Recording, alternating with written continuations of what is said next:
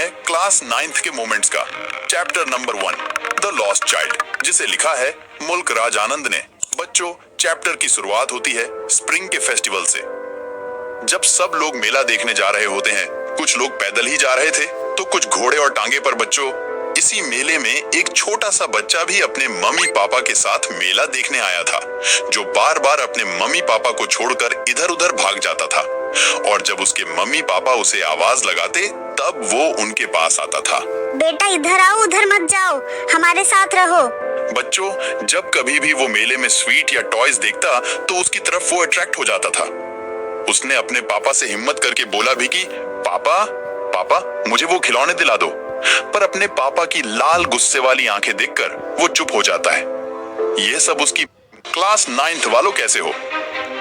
तो बच्चों, आज हम पढ़ने वाले हैं क्लास 9th के मोमेंट्स का chapter number 1 the lost child, जिसे लिखा है मुल्क राज आनंद ने। बच्चों, चैप्टर की शुरुआत होती है स्प्रिंग के फेस्टिवल से।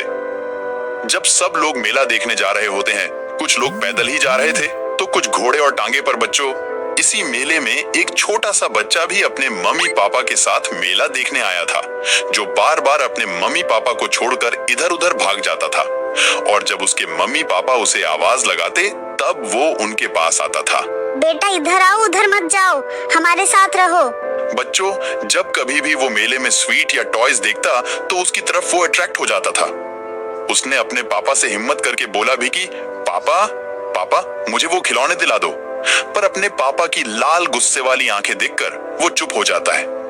ये सब उसकी मम्मी देखकर लड़के से बोलती है कि बेटा वो देखो, सोने जैसा दिखने वाले सरसों के पेड़, जहाँ कितनी प्यारी प्यारी तितलियां उड़ रही हैं। बच्चों, यह सब देखकर लड़का कुछ समय के लिए खिलौने भूल जाता है और अपने मम्मी पापा के साथ चल पड़ता है।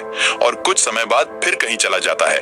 उसके पेरेंट्स फिर उसको आवाज लगाते हैं, बेटा कहाँ हो, आओ हमारे पास आओ। बच्चों, वो लड़का छोटे छोटे इंसेक्ट के साथ खेल रहा होता है। वो सब छोड़कर वो अपने पेरेंट्स के पास जाता है। तब उसके पेरेंट्स बोलते हैं कि हम कुछ देर आराम करेंगे। आराम करने के बाद वो सब जब मेन मेले में एंटर करते हैं तो वहाँ कई दुकानदार मिठाइयाँ बेच रहे थे, पर लड़का डर के कारण कुछ मांगता नहीं है। मतलब अगर कुछ खिलाना नहीं है तो मेले में लेकर क्यों गए हो बेचारे को, है कि नहीं बच्चों? बच्चों, कुछ देर बाद उसको फ्लावर्स और गुब्बारे भी दिखते हैं, लेकिन फिर भी वो कुछ नहीं मांगता। बाद में उसको एक सपेरा भी दिखता है, पर अपने पेरेंट्स के कहने पर आगे चला जाता है, क्योंकि उनके पेरेंट्स को डर था कि उसे स्नेक काट ना ले। बच्चों, यहाँ तक तो ठीक था, पर जब लड़का वो गोल गोल घूमने वाला झूला देखता है तो वो अपने पेरेंट्स से बोलता है कि मुझे इसमें बैठना है तो बैठना है। पर उसके मम्मी पापा पीछे से कुछ नहीं बोलते। मतलब कि बच्चों, हुआ ये था कि लड़का आगे आगे चले जा रहा था। उसको लग रहा था कि उसके पेरेंट्स पीछे हैं, पर असल में ऐसा नहीं होता। लड़का आगे निकल गया था। बच्चों, लड़का एकदम डर गया था। वो बस चिल्ला रहा था, मम्मी पापा मम्मी पापा।